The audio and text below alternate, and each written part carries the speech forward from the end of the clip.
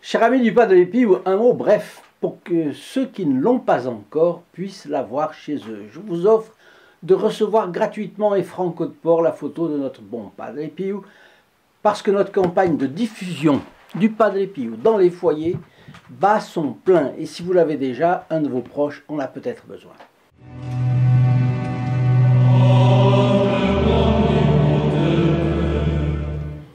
Réfléchissez-y et dans la description de cette vidéo, vous verrez le lien ici en bas, vous verrez le lien pour commander la photo. Alors dans ce récit, je reviens sur le récit de la lettre de l'au-delà, de cette âme qui a eu le malheur, la disgrâce, l'horreur pour un catholique bien entendu, d'aller en enfer. Donc dans ce récit muni des garanties d'orthodoxie de la part des autorités ecclésiastiques compétentes, on note d'emblée quelque chose que plusieurs des amis du Pas de l'Épi ont fort bien exprimé, en particulier Agnès. Si on prend la biographie de cette jeune femme, telle qu'elle se présente, on pourrait dire grosso modo, et ce serait l'avis général aujourd'hui, qu'Anita était une bonne fille. Si on racontait sa vie aux personnes que nous connaissons à l'université, au travail ou ailleurs, ce qu'elles pensent d'une telle fille, la réponse serait: c'était une bonne fille, une fille comme les autres, qui menait sa vie du mieux qu'elle pouvait. Évidemment, elle était jeune, elle aimait les plaisirs, mais regardez, les plaisirs qu'elle mentionne, en fin de compte, sont des plaisirs qui n'ont rien d'extraordinaire. Qu'est-ce qu'elle aimait? Sortir avec son mari, faire des balades. Elle aimait acheter de beaux meubles, avoir une bonne voiture. Elle se réjouissait des choses ordinaires de la vie. Elle travaillait, elle n'était pas oisive, tout au contraire, elle était efficace.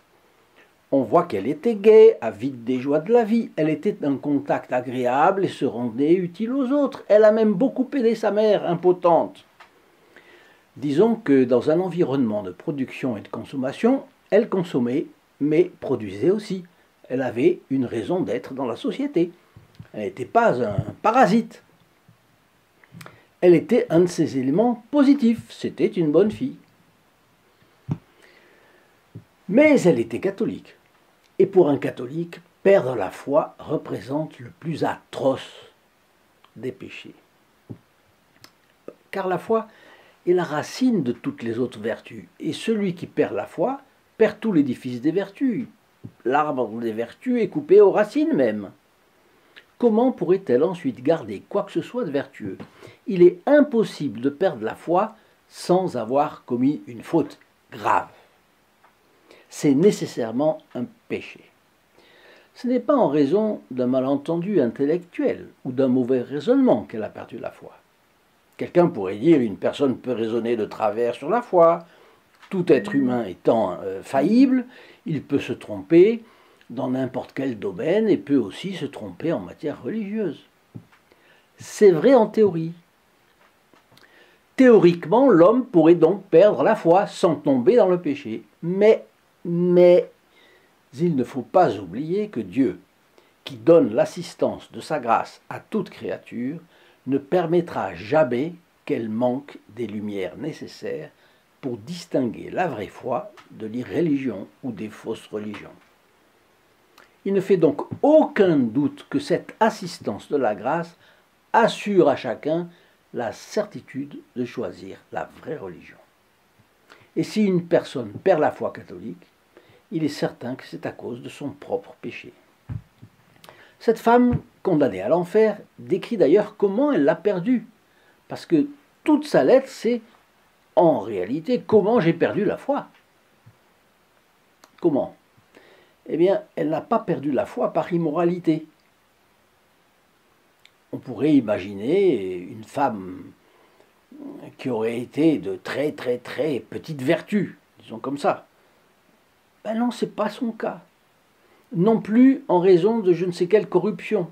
Non plus. Elle n'a pas tué, elle n'a pas volé. Mais parce qu'il lui aurait été trop inconfortable pour elle, à cause de la vie, d'accepter les vérités de la religion. C'est ça. Ça a été ça le motif. Dans le panorama global de l'existence, la présence de Dieu et des vérités de la religion l'a gênée. C'est ce qui lui a fait mettre la religion de côté.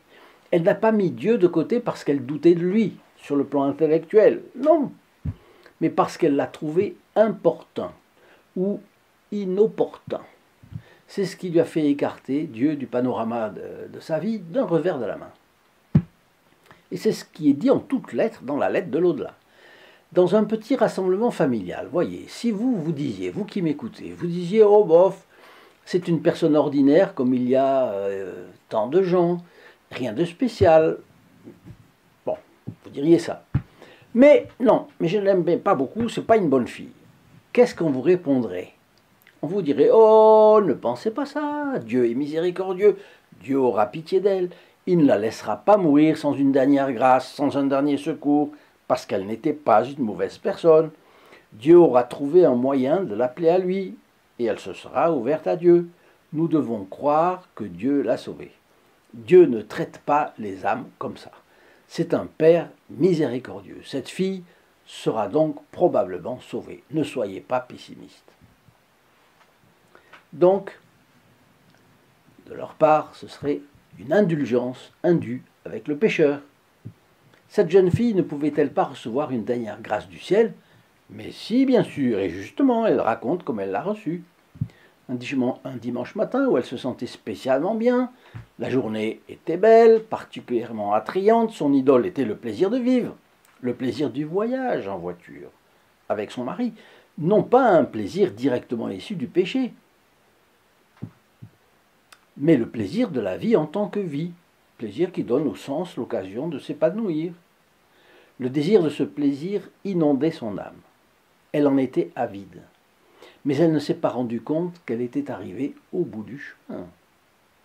Elle le raconte elle-même très précisément. Je crois vraiment à l'authenticité, en ce qui me concerne, de cette lettre de l'au-delà. D'ailleurs, plusieurs bons prêtres, parce que j'en connais, et plusieurs bons prêtres m'en ont parlé, des prêtres dont je sais qu'ils ont la foi, ils font leurs efforts pour sauver des âmes, et ils y croient sérieusement.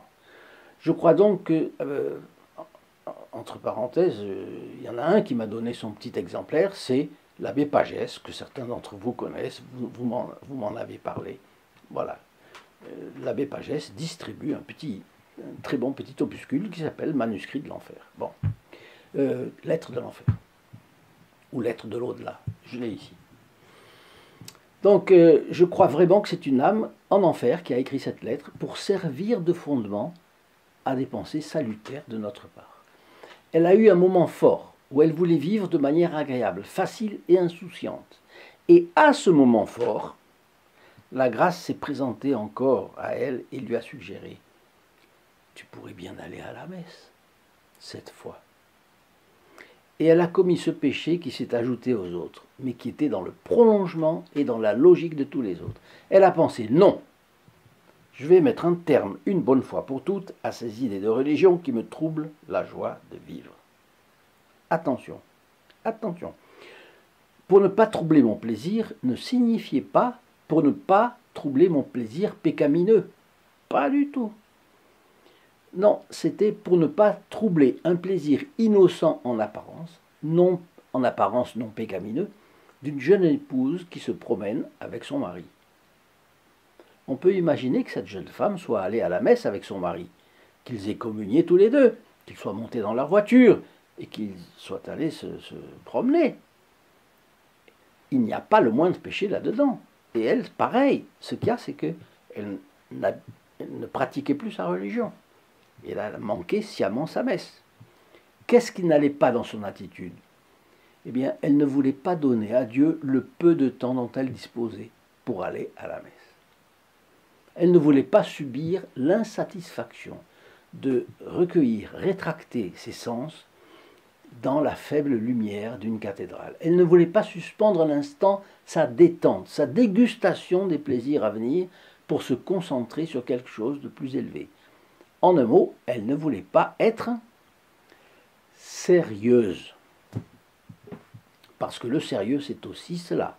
Le sérieux exige que nous nous privions de savourer certaines choses, au moins pour un moment, et que nous pensions à des choses qui ne nous donnent pas de joie sensible. Que nous pensions à des choses qui nous inspirent un regard recueilli, enchanté, désintéressé, un regard d'adoration. un regard plein de dévouement, un regard propice à la considération de la croix. C'est ça le sérieux. Le Padre Pio était sérieux du matin au soir et du soir jusqu'au matin.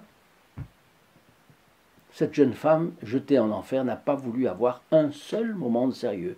Elle n'a pas voulu regarder les choses en face. Elle racontait que ses relations sociales, c'était ce qu'il n'y avait de pas sérieux. Le plus curieux et aussi le plus terrible, c'est que les gens qui la trouveraient bonne aujourd'hui sympathiseraient avec elle en raison de ce manque de sérieux, à cause de ce qui était mauvais chez elle et qui l'a finalement mené en enfer. Parce qu'elle vivait perpétuellement dans l'agrément. Gay, amie de tout le monde, d'accord avec tout le monde, au fond, se faire plaisir et rester en phase avec tout le monde, même si tout le monde vit éloigné des intérêts de Dieu. Parce qu'elle était un rouage de la gaieté générale. C'est pour cela que tous ces gens-là l'aimeraient. Si elle avait été sérieuse, si elle avait été comme le Padre Pio, on l'aurait dit renfermée, coincée, rabat-joie. Si en la croisant, quelqu'un remarquait son regard plein d'inquiétude, et à la question « À quoi penses-tu » elle avait répondu « Oh, je prie ». Et s'il y a une deuxième question « Ah, tu pries pour toi ?» Si elle avait répondu « Non, non, je prie pour que les âmes qui meurent en ce moment n'aillent pas en enfer », cela aurait jeté un froid du tonnerre. Quoi, une jeune fille qui pense aux gens qui meurent? Pense donc à ceux qui vivent, ne pense pas à ceux qui meurent. Devant toi, le tapis heureux de la vie se déroule, et toi, comme une imbécile, tu penses à la mort. Prends ton tambourin, saute, danse, vis ta vie. Tu me déranges avec tes pensées. Et encore plus si tes pensées concernent ceux qui meurent et pourraient aller en enfer. L'enfer. Tes pensées écrasent tout simplement tous mes appétits de plaisir, de légèreté, de frivolité, et qui font de ma vie une joie. Ah, ça, je ne peux pas le supporter. Je le déteste. Je ne veux plus te revoir, car même si tu es agréable, douce et gentille, je passerai la journée à penser à toi et à tes pensées. Dans le fond de tes yeux, je vois bien que tu es préoccupé par de grandes choses, des choses sérieuses. Vous voyez comment sont les choses. On se figure un petit peu et on trouve ça. Et alors la personne qu'on pourrait continuer. Et moi, j'ai peur des choses sérieuses. Les grandes choses me terrifient. J'aime les choses frivoles, légères, disons même plus, j'aime les choses insignifiantes. J'aime ce qui est éphémère, ce qui passe, ce qui me fait rire, ce qui me fait sauter, danser. Je n'aime pas ce qui me fait réfléchir. Je n'aime surtout pas ce qui me mène à la lutte. Je n'aime pas ce qui me mène à la croix du Christ. J'aime le tambourin pour me divertir. Si vous allez voir les commentaires de la première de cette série de vidéos, sur l'enfer, sur la lettre de l'au-delà, donc c'était ne prie pas pour moi, je suis condamné, eh bien, vous trouverez une personne qui a écrit cela. Je ne lui en veux absolument pas, c'est pour ça que je laisse son commentaire d'ailleurs. Mais c'était cela. Comment pouvez-vous faire une vidéo avec une telle légèreté? On parle d'une âme en enfer, je ne veux pas la voir, la vidéo. Je ne veux pas la voir.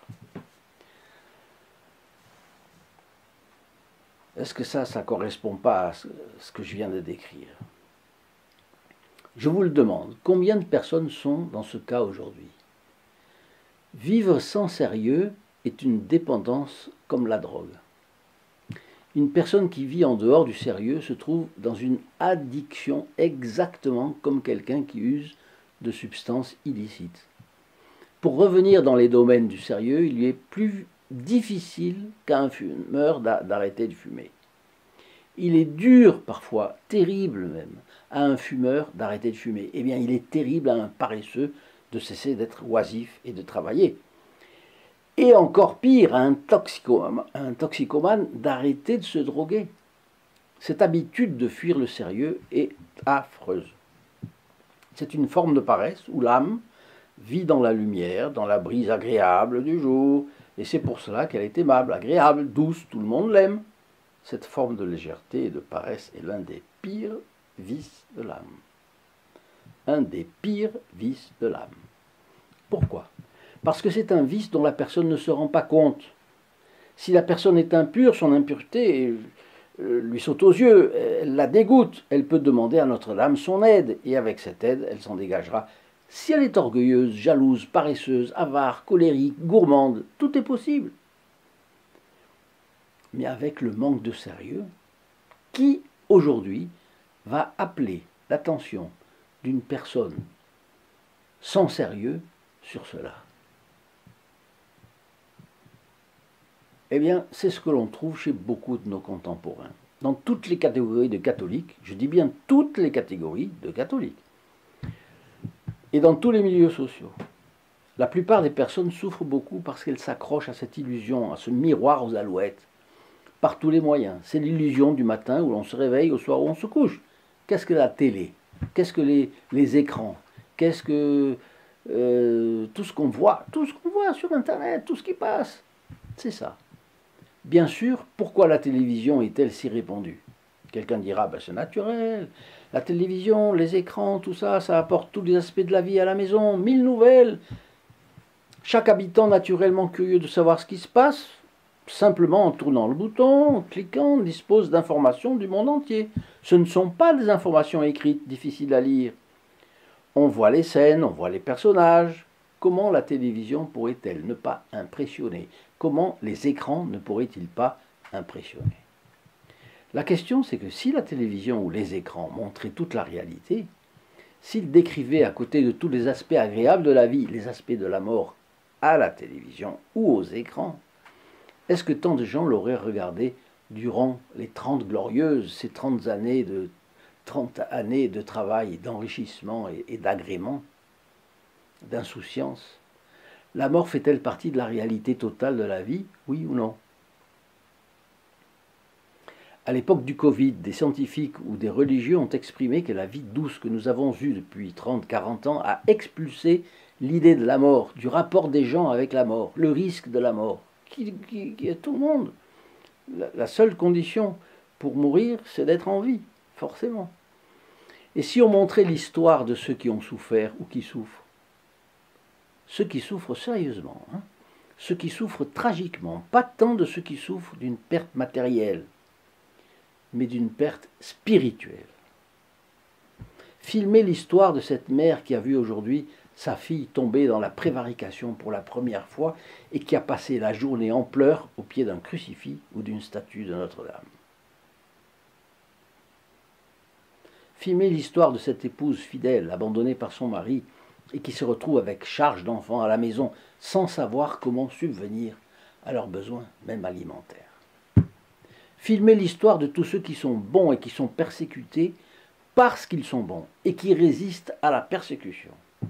Cela ne fait-il pas partie de la réalité totale? Mais si la télévision faisait cela, qui la regarderait? Ces 3 vidéos sur l'enfer, qui les regarderait si elles passaient à la télévision? Sur Internet, oui, bien sûr, mais parce que les personnes qui s'y intéressent sont venues à elles, bien entendu, mais dans le grand public. La télévision, les écrans donnent une réalité amputée, mutilée, une réalité au goût des âmes, comme celle d'Anita, et elle forme des âmes comme la sienne. Et la lettre de l'au-delà a été transmise au monde sous l'ordre de Dieu, c'est évident, pour ces âmes. Et c'est pourquoi la télévision est une invention fatale, et les écrans avec, parce qu'ils créent l'illusion que c'est tout ce qu'il y a dans la réalité, alors que la réalité est beaucoup plus large, la réalité est totale. Elle n'est pas mutilée. La personne accepte cette illusion, celle qui est accro aux écrans, elle accepte cette illusion sans y être pour rien dans l'affaire. Mais elle se jette dans cette conception de la vie. Et après avoir expulsé Dieu de leur panorama, après avoir expulsé tout ce qui est sublime, sérieux et noble, la Sainte Église est noble, Notre-Dame est noble, toutes les beautés de la sainteté sont nobles, toutes les beautés de l'histoire des saints sont nobles, et toutes les beautés de la civilisation chrétienne.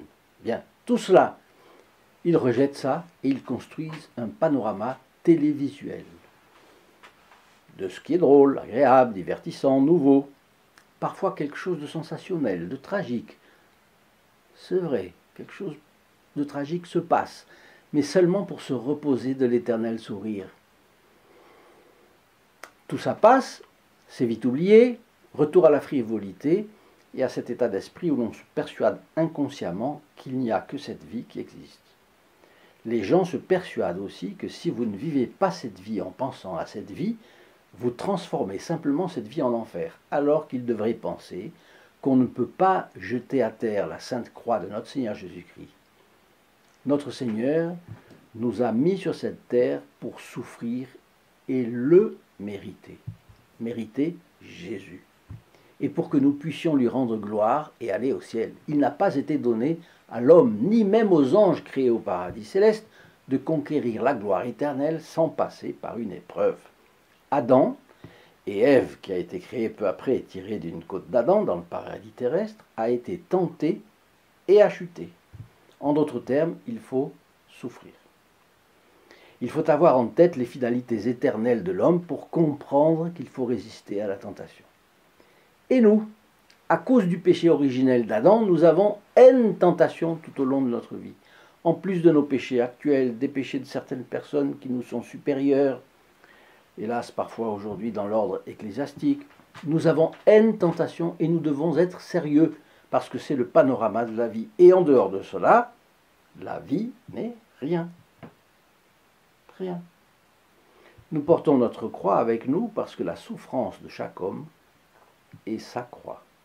Tout comme notre Seigneur Jésus-Christ a porté sa croix, nous devons porter notre croix. Tout comme on croit pieusement que lorsqu'il a reçu la croix, notre Seigneur Jésus-Christ l'a portée avec émotion et beaucoup de joie. Il l'a embrassée, dit-on. Lorsque nous sommes éprouvés, nous devons absolument regarder notre souffrance et dire « Tu es ma croix ». Et le sérieux qui nous invite à penser, à réfléchir, à nous préparer à la lutte, aux mauvais coups imprévus, à résister à nos propres misères. Avec ce sérieux, nous devrions lever les yeux et dire « Tu es pour moi l'image du bois saint de la croix qui m'a sauvé ». Quand on regarderait notre souffrance, tu es pour moi l'image du bois saint de la croix qui m'a sauvé. Au lieu d'abhorrer ce qui nous apporte la souffrance, nous devons l'embrasser et l'aimer. Nous ne devons pas fuir la souffrance comme un épouvantail ou comme un fantôme. Nous devons entrer dans la série d'ogives. Vous savez, comme dans les cathédrales, vous avez des perspectives avec plusieurs ogives sur les bas-côtés, par exemple. Eh bien, nous devons entrer dans la série d'ogives de la souffrance tout au long de la vie. Et ces ogives nous conduisent au magnifique vitrail, au fond, le vitrail de la mort qui s'ouvre en grand et nous laisse voir le ciel. C'est ce que nous devons faire. Le sérieux est le point de départ de l'amour de Dieu. C'est le premier élément de l'amour de Dieu. L'homme qui n'aime pas le sérieux ne peut pas aimer Dieu. En effet, si Dieu est infiniment sérieux, comment l'aimer si l'on n'aime pas le sérieux? Dieu est le sérieux même. Et à cause de cela, cette jeune fille l'a repoussé. « Je ne veux pas », a-t-elle dit. Et elle s'est décidée, c'est très bien dit dans cette lettre. Elle a pris la résolution « Je chasserai définitivement ces pensées de mon âme ». Autrement dit, elle a commis le péché de fermer son âme à Dieu à ce moment-là. Elle a dit « J'assume la responsabilité de l'acte que je pose ». Elle le dit. Elle ferme les portes de son âme à Dieu et monte dans la voiture en souriant. La matinée est belle, la route est goudronnée, lisse, sans aspérité. Son mari est de bonne humeur. Cette journée de dimanche s'ouvre devant eux. Ils se mettent en route. La nuit tombe, les feux s'allument. Au détour d'un virage, son mari est ébloui. C'est l'accident. quand les feux de la route se sont allumés, le pointeur de la mort s'est aussi allumé pour elle. Vient l'accident et tout est fini. Qui apparaît devant elle? Le sérieux. La vue de Dieu s'imposant à elle avec une intensité infiniment plus grande que l'intensité du phare qui avait ébloui son mari. Et elle se sent jugée. Toute sa vie a défilé devant elle en un instant. Elle a ressenti une énorme douleur et elle est morte. Et Dieu était là. Et dès qu'elle s'est sentie en sa présence, elle s'est tellement vautrée dans le péché qu'elle ne pouvait plus s'émouvoir ni être émue. L'arbre reste tel qu'il est tombé. Et c'est fini. Elle se précipite dans l'enfer. Elle s'enfuit. Et ses jours sont comptés. Mais comptés, ça ne veut pas dire fini, déterminé, non. Des tourments éternels. Le supplice éternel. Alors vous comprenez que si nous avons pensé à cela pendant ces vidéos, ces 4 vidéos, ce n'est pas pour faire peur aux enfants. C'est parce que la chaîne sur les pas du Padre Pio a un désir immense que pas un de ceux qui regardent la chaîne sur les pas du Padre Pio ne risque un jour d'aller en enfer. Et au contraire, nous sommes tous assoiffés que chacun se sauve. Mais il faut prendre les moyens. Et donc cette manière de commenter la lettre de l'au-delà, eh bien, est un moyen très très bon, très puissant, très fort, pas agréable, mais un moyen très, très important pour s'en éloigner. Vous vous rappelez ce saint qui disait va en enfer souvent pendant ta vie pour ne pas y aller après ta mort. Chers amis fidèles du Padre Pio, je vous souhaite une très bonne journée et je vous dis à notre prochaine vidéo. Au revoir. In nome del Padre, del Figliolo e dello Spirito Santo, e così sia. Sia lodato Gesù e Maria, e